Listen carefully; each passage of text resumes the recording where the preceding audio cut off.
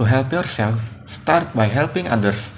At a time when we were all experiencing an extraordinary level of stress, science offers a simple and effective way to bolster our own emotional health. Much of the scientific research on resilience, which is our ability to bounce back from adversity, has shown that having a sense of purpose and giving support to others has a significant impact on your well-being. There's a lot of evidence that one of the best anti-anxiety medication available is generosity, said Adam Grant, an organizational psychologist at Wharton and author of Give and Take, a revolutionary approach to success. The great thing about showing up for other people is that it doesn't have to cost a whole lot or anything at all, and it ends up being beneficial to the giver. Our bodies and mind benefit in a variety of ways when we help others. Some research has focused on the helper's high. Studies show that volunteering, donating money, or even just thinking about donating money can release feel-good brain chemicals and active the part of the brain stimulated by the pleasures of food and sex. Studies of volunteers show that do-gooders had lower level of the stress hormone cortisol and days they did volunteer work.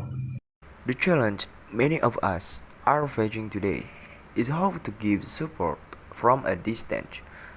Rules that require us to be physically apart during the pandemic meant that our traditional ways of volunteering in person are no longer possible. The good news is that the type of support that can be helpful to both giver and the receiver can be given in a variety of small and big ways. It can include giving money or time to a cause, or it can be as simple as a phone call, giving advice, or just lending a listening ear. Okay, thank you.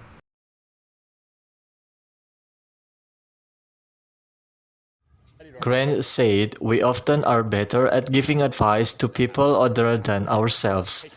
One of the best things you can do is call someone else facing a similar problem and talk them through it, said Dr. Grant, who co-founded an online networking platform called Givitas, which connects people for the purpose of asking for and giving support and advice. When you talk other people through their problems, you come up with the wiser perspective and solution for yourself. Feeling responsible for other people also can help us cope with whatever challenge life brings. Emily A. Greenfield, an associate professor of social work at Rutgers University, studied a concept called felt obligation, which is measured by asking people questions such as how obligated they would feel to give money to a friend in need, even if it meant putting themselves in a bind. Dr. Greenfield analyzed data collected from 1,849 participants in an ongoing study of health and well-being that asked about felt obligation as well as health-related decline they experience over time, such as problems carrying groceries or walking a block. Here are some of the best things that you can do to help others.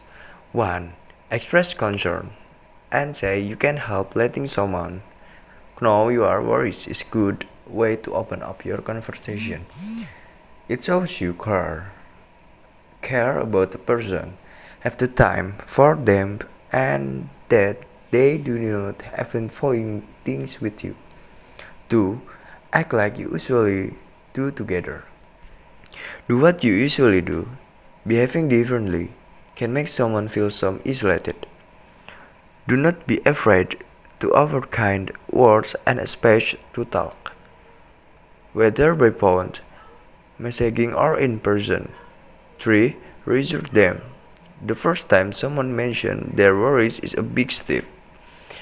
It's good to recognize this and reassure them, let them know you are there. Listen when they need to talk. 4. Offer your time to listen. Listening is important skill as often a question that start with a how, what, where, or when.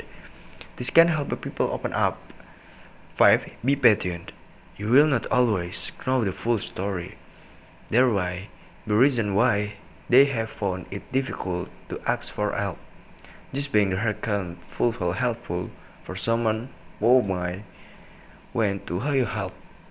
Thank you. Number 6. If they do not want support, gently explore their reasons for not wanting to get support. If they are unsure whether to get help, just talking and listening without judgment could help work out what's getting in the way. Number 7. Do not force it. Do not force someone to talk to you or get help, and do not go to a doctor on their behalf. This may lead to them feeling uncomfortable with less power and less able to speak for themselves. Number 8. Look after yourself. It can be upsetting to hear someone you care about in distress. Be kind to yourself and take some time to relax or do something you enjoy. Number 9. Offer practical help.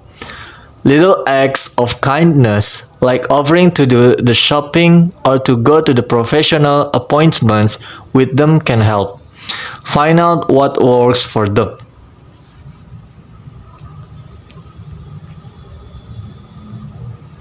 Never come